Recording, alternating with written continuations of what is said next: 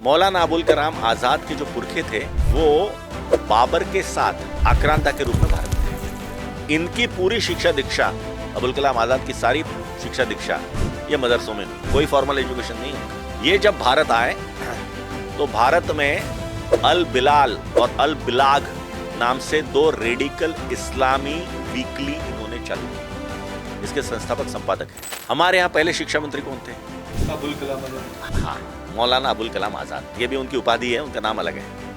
कौन थे मौलाना अबुल कलाम आजाद? तो उन्होंने ही लिख के रखा है, वही बता रहा हूं मैं। मौलाना अबुल कलाम आजाद के जो पुरखे थे वो बाबर के साथ आक्रांता के रूप में भारत में आए। ये अफगानिस्तान में हेरात नाम का प्रोविंस है, हेरात प्रांत है, हेरात प्रोविंस के एक मालगुजार थे, थोड़े छोटे से भाग के राजा, क्या कहेंगे आप, वैसे थे।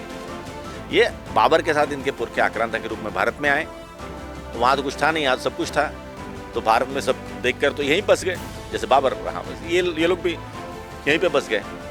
इनकी पूरी शिक्षा दीक्षा, अबुल कलाम आजाद की सारी शिक्षा दीक्षा ये मदरसों में हुई, कोई फॉर्मल एजुकेशन नहीं होता, कोई नहीं। ये जब भारत आए तो भारत में अल बिलाल और अल बिलाग नाम से दो रेडिकल इस्लामी वीकली इन्होंने चालू की। इसके संस्थापक संपादक हैं। अब ऐसे व्यक्ति को कांग्रेस ने, भारतीय राष्ट्रीय कांग्रेस का अध्यक्ष बनाया जब सबसे क्रूशियल जंक्चर में सारा स्वतंत्रता का सारा दृश्य चल रहा था। कब? 1940 से 1945 तक, 5 वर्ष तक ये आदमी कांग्रेस का अध्यक्ष था। और क्यों अध्यक्ष था? क्योंकि जब जिन्ना मुस्लिम लीग की बात कर रहे थे तो इन कांग्रेस को दिखाना था कि हमारे पास भी एक मुस्लिम चेहरा है, तुम्हारा जिन्ना तो हमारा Abul Kalam Azad. Abul Kalam Azad was a poster boy for Congress. लेकिन उसके बाद सबसे बड़ी गलती उन्होंने क्या की कि जो पहला मंत्रिमंडल बना, उस पहले मंत्रिमंडल में सबसे पहले भारत के शिक्षा मंत्री थे अबुल कलाम आजाद। कब तक रहे वो शिक्षा मंत्री? उनके मरने तक, उनकी मृत्यु तक। वो 1958 में उनकी मृत्यु हुई। 11 वर्ष तक भारत ने उनको पहले शिक्षा मंत्री के रूप में झेला।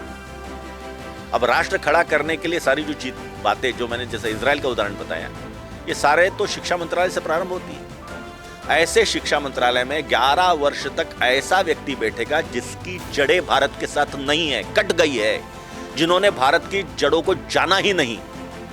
वो व्यक्ति अगर शिक्षा मंत्री है, पहला शिक्षा मंत्री, तो कैसा देश कैसे बनेगा? देश की शिक्षा व्यवस्था कैसी रहेगी?